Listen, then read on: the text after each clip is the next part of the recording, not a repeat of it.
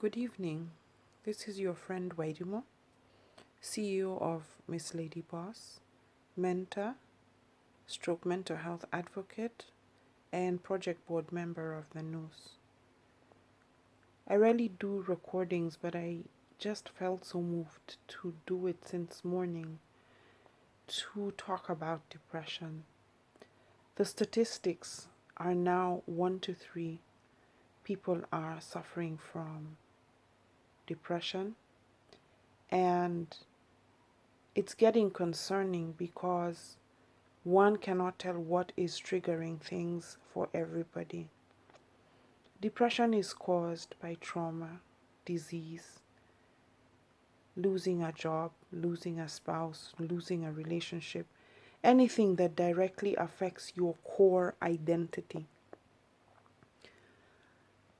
I read my friend Kalisu's message this morning, and I didn't really do anything about it because I had to go to my physio, and that is an appointment that I couldn't miss. But I wanted to come on board and address several things. For those who don't believe when we tell you we have depression and it's diagnosed, either educate yourself or keep your opinion to yourself. And I am really being serious. People don't just wake up and get depression, neither do they just wake up and get over it. When you don't help or you don't sit with us or ask questions to understand what's going on, you make things worse for us. We know what is wrong, and at times we even have the answers within ourselves. But the journey of getting the answers is difficult because a part of us, a core identity of us, is lost. So for our example, I do not walk more than 100 feet at a time. That means my health has affected my mobility, which is a core part of my stability. I never woke up one morning and thought that I would never be able to walk, let alone that I would be so depressed that sometimes getting out of bed is really hard. I went to Wimbledon last Thursday. Sorry, my specs are reflecting. And after that, I was in bed for 4 days because I was in so much pain. I needed that day. I needed that day to feel beautiful because I have been feeling that I am not as beautiful as I was. Maybe it's my own imagination, but that's what it was because I sit at home, I read, I write, I sleep. I slept for 4 days because I was in agony. I tripled my medication because that's the only way I can get over it. We are frustrated because depression is like somebody's pressing you down. Your identity is being stolen and taken away from you, but you've got to fight back to get it back. And you need to address that core value that is being affected. We are fortunate in the West that we have therapy, but people need to start talking to people. There are people, if I don't hear from them, see them on Facebook, within a week or two, I'm on the phone or sending a message. I watch people's language, so I am aware sometimes what's going on. Losing a core part of your identity, you deal with it differently. Whether it's losing a job, whether it's losing a partner, losing a parent, losing a spouse. It is all different from all of us.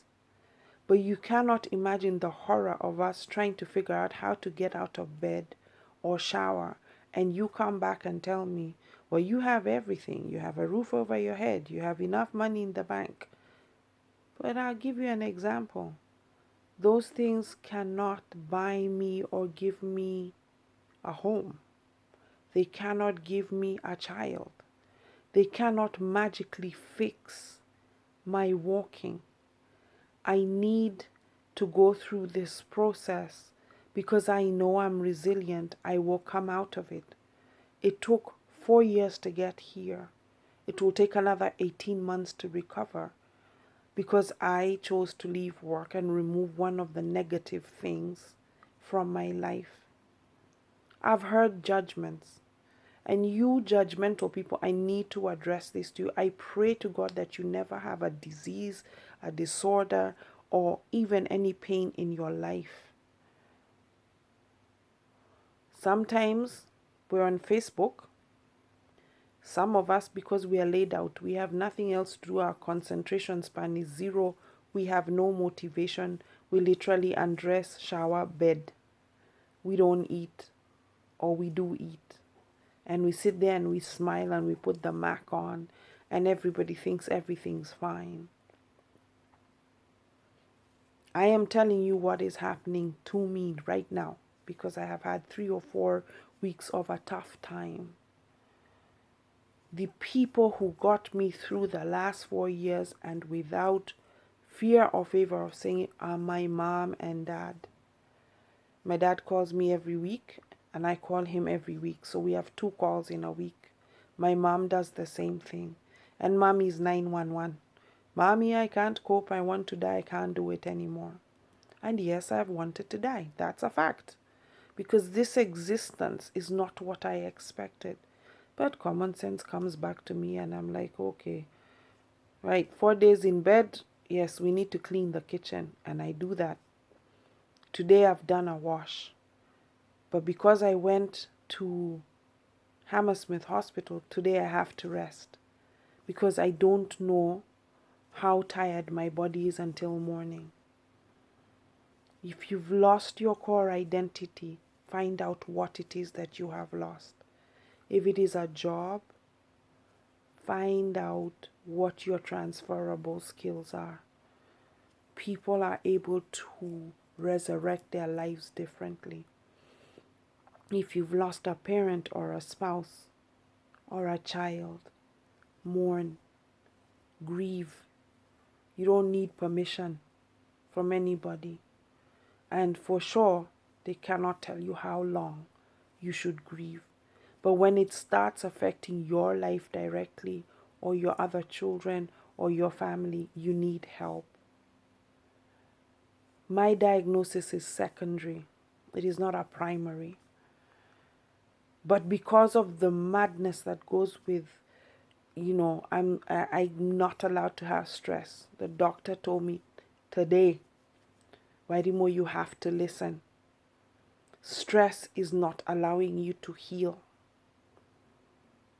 Minor stress causes my nervous system to start tremoring.